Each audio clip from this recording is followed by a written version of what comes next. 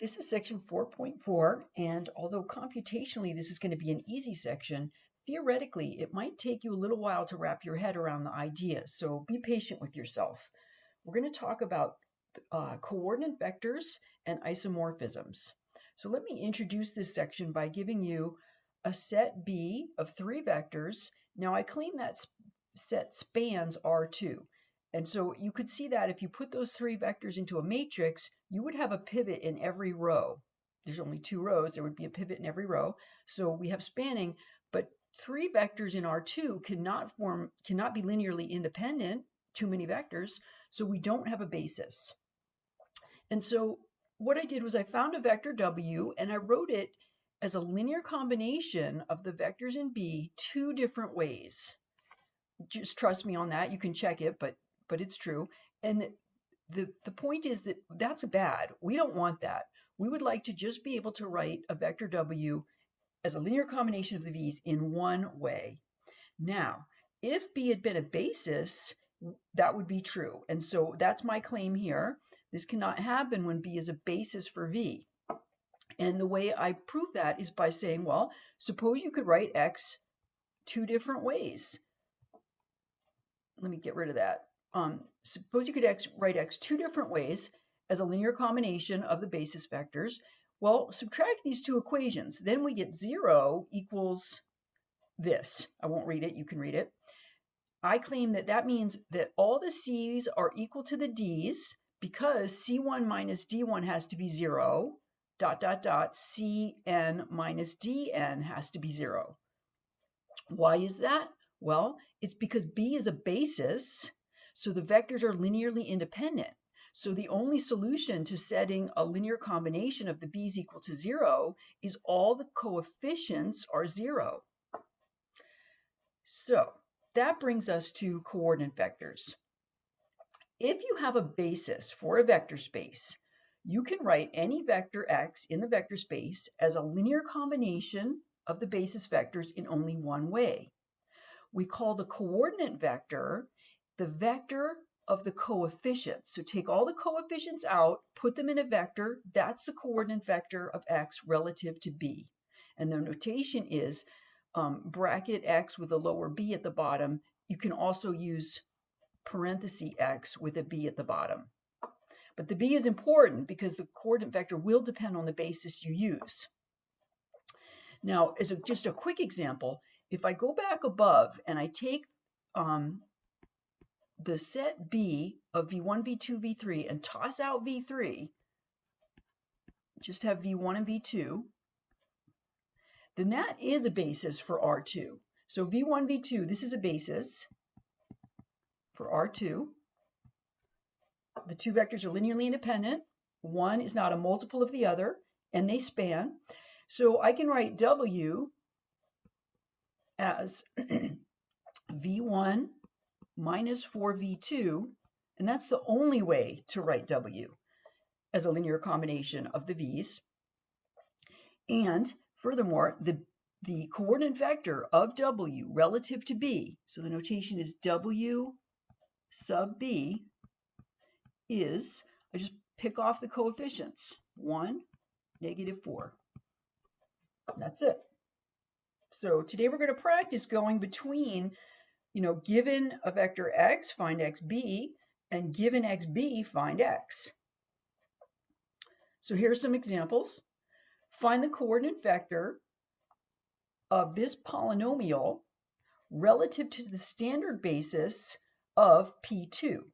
So the standard basis is 1t squared. That's got 3 elements.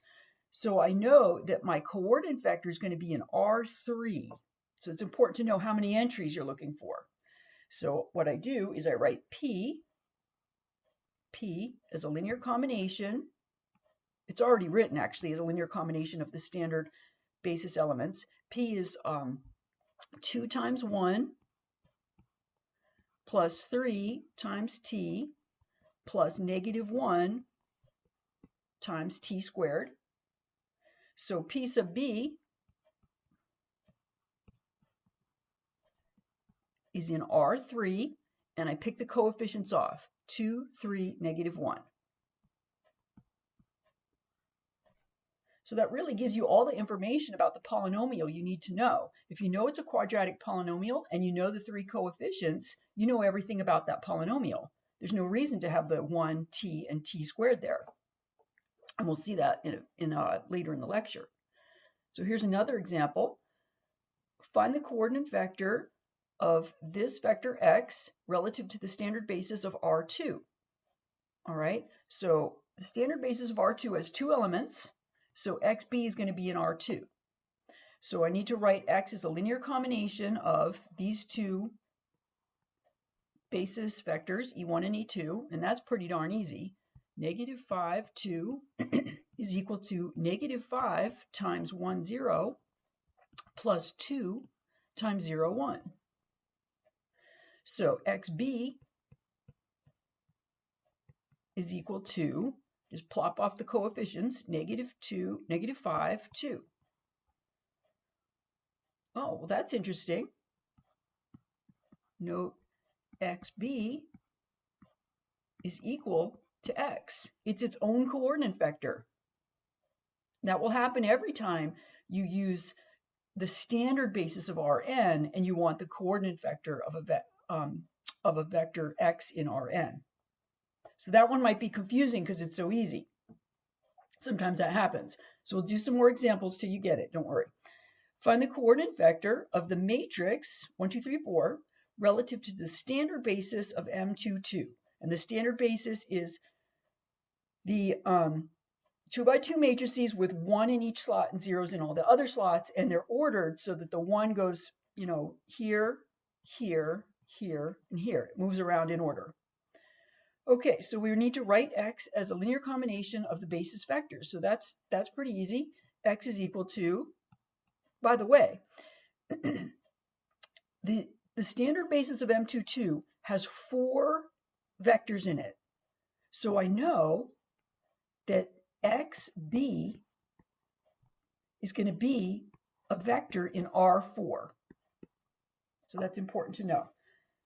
So let's write x, let me go back to this. X is equal to 1 times the first matrix,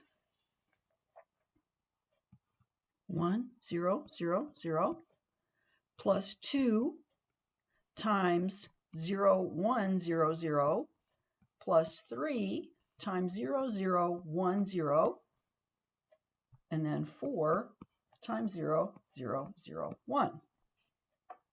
All right, and so the coordinate vector is going to be the vector of coefficients, and there's 4 of them. As I promised, we're going to be in R4.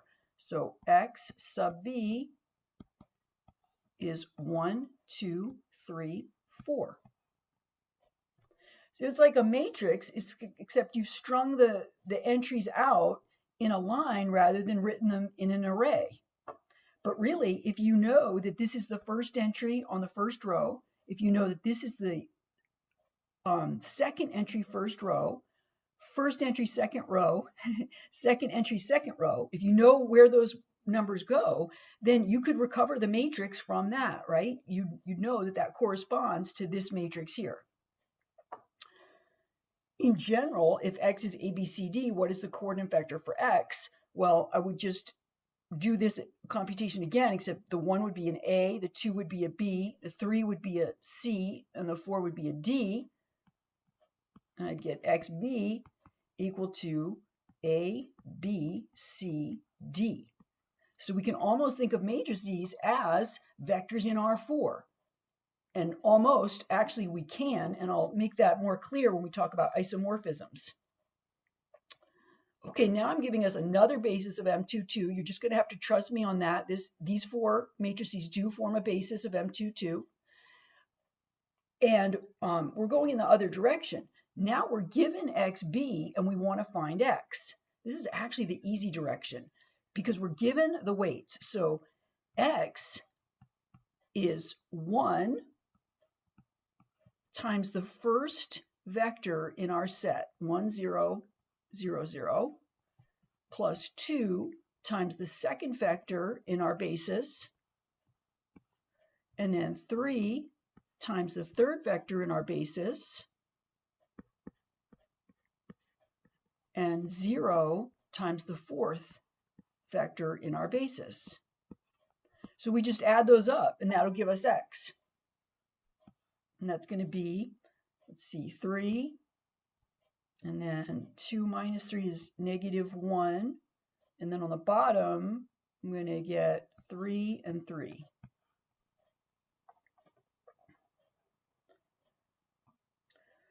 All right, let's practice some more of that, going between x and xb. There's two directions. I mentioned one was easier and one's harder. Let's practice. Given xb, find x. That's always the easy direction, because what you do is you just take the linear combination using the xb as weights, and the vectors in your basis are your vectors. So in this case, x is going to be twice the first vector in our basis plus 1 times the second vector in our basis minus 1 times the third vector in our basis. So let's see, that's going to be 2 plus, that's 2, and 2 is 4, minus 1 is 3. And then second entry is going to be 2, and last entry is going to be -1. So that's easy. Okay, the harder direction in general is given x, find xb.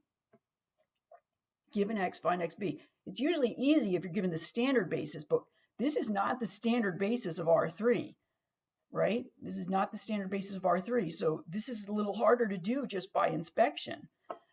In fact, I can't do it by inspection. I had to do a computation. So let me just explain again what we're doing. We're finding the weights in this equation. C1, B1 plus C2, B2 plus C3, B3 equals, we're given x over here. The xb is going to be the vector C1, C2, C3. So to find those C's, we reduce the augmented matrix. We pop the vectors B in as columns, and we augment with X. And I went through the reduction for us because there's no reason for you to sit here, waste your time watching me reduce a matrix. I think you're all pretty good at it by now.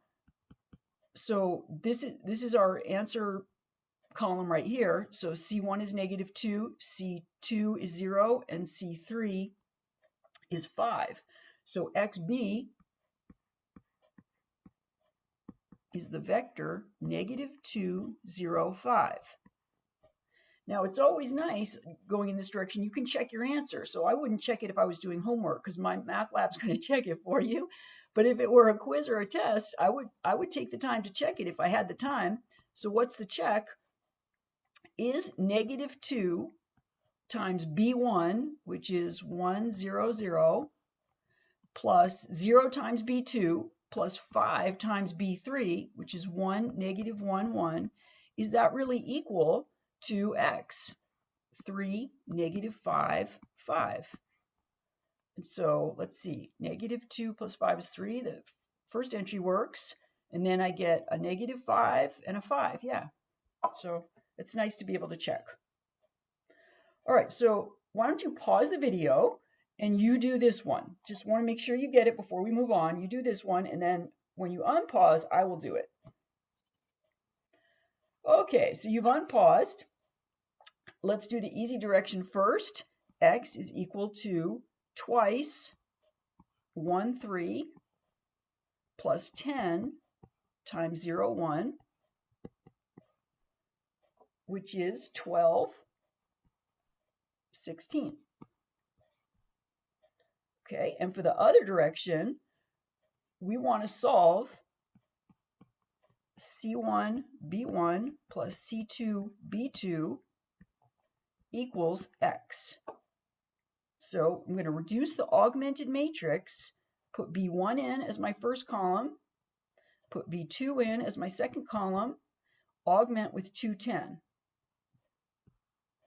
This should not take us very long. 1, 0, 2, 0. I'm going to multiply by -3 and add 1, 4.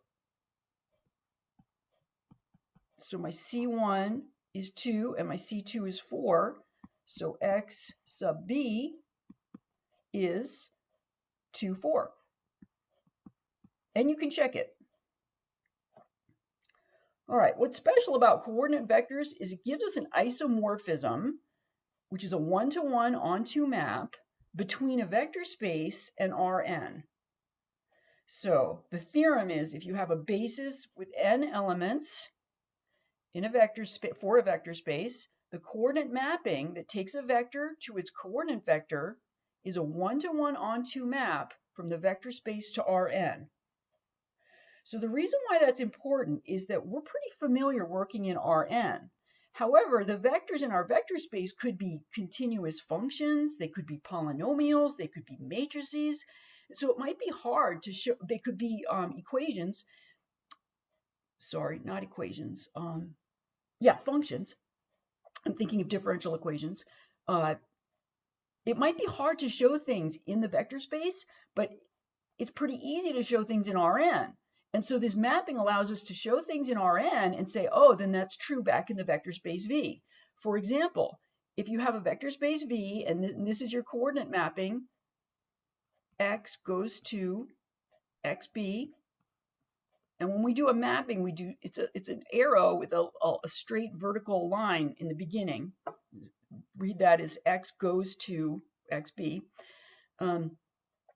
Anything that's true over here about the coordinate vectors is true over here about the original vectors. So if you can show the coordinate vectors span Rn, then the original vectors had to span V.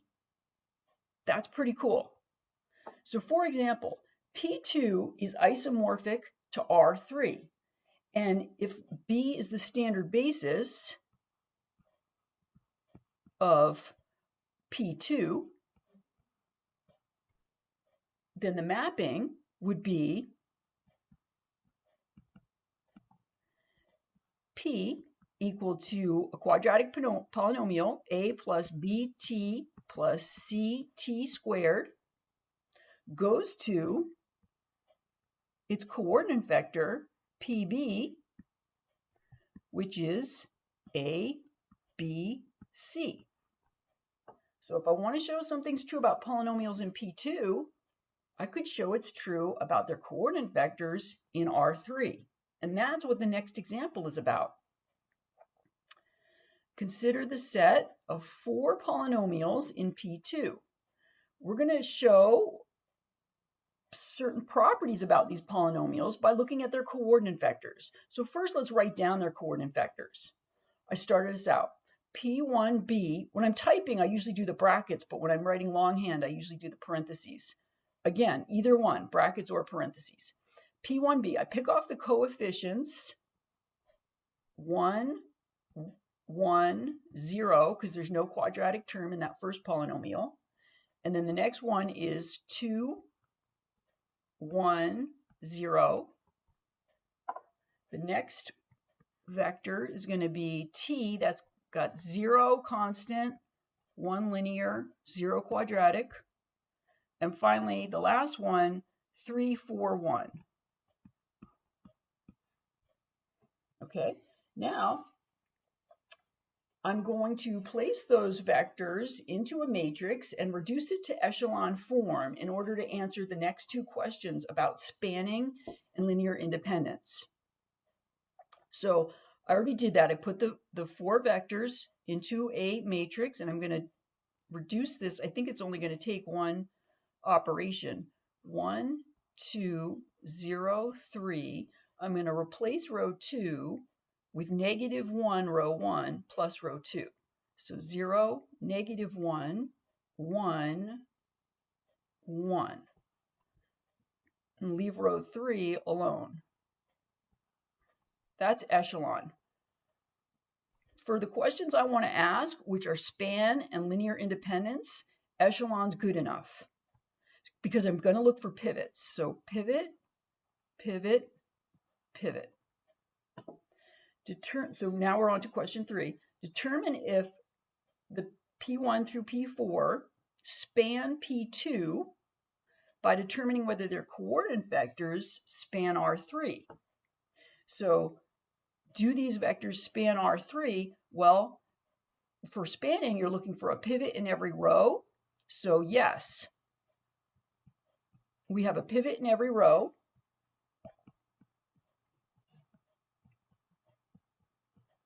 So the coordinate vectors span R3, thus the original polynomials span P2. Okay, determine whether the vectors in P2 are linearly independent. So for linear independence of these columns in the matrix up here, we're looking for a pivot in every column because we don't want any free variables in AX equals 0. So no, we don't have a pivot in every column. Not a pivot in every column. So the vectors, the 4 vectors in R3 are not linearly independent. Thus, the 4 polynomials in P2 are not linearly independent. So that's interesting. We know that 4 vectors in R3 cannot be linearly independent, right? It's too many vectors. You can't have the number of vectors can't be larger than the dimension. I can't use that word yet because we don't know what dimension is yet, but the number of entries in each vector. So it turns out that's true for polynomials too. It's impossible for 4 polynomials to be linearly independent in P2. You could at most have 3. Okay, so finally, based on number 3 and 4, is that original set P1, P2, P3, P4 a basis for P2? And the answer is no, because you would need both 3 and 4 to be true. You would need both spanning and linear independence. So that's an interesting example. It was very easy to solve in R3, sorry. It may have been harder in P2. Now, just before I do the true false, you only have one practice problem for home, and it won't take long, but you're going to do one just like I did here, except I'm giving you 3 polynomials in P2, and you're going to do the same thing. You're going to write down the coordinate vectors, and you're going to determine you're going to put those coordinate vectors into a matrix and reduce, and you're going to determine whether those coordinate vectors form a basis for R3, and that will tell you whether the original polynomials form a basis for P2. And I believe the answer is yes. Okay, so true, false. You pause this maybe and do it yourself and see how you do. All right, I don't know if you paused or not, but we're back. If X is in V and B is a basis of V with n vectors, XB is in Rn. That's true. Because if the basis is B1 through Bn,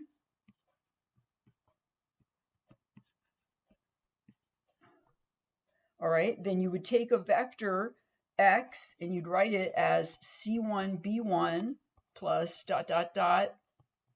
plus CNBN. And then the coordinate vector would be in Rn because there are n coefficients, C1 ... Cn. That's in Rn.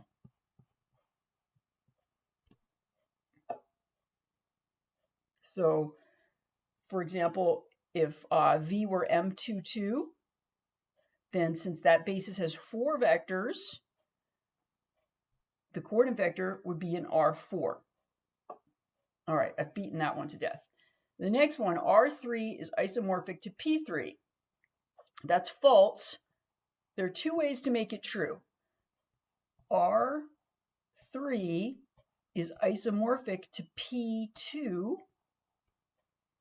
right? Because P2, the standard basis, has 3 vectors, 1, t, and t squared. So that's isomorphic to R3.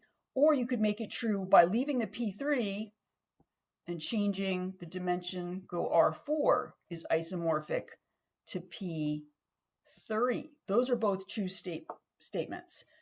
When you go from P to R, you go up 1.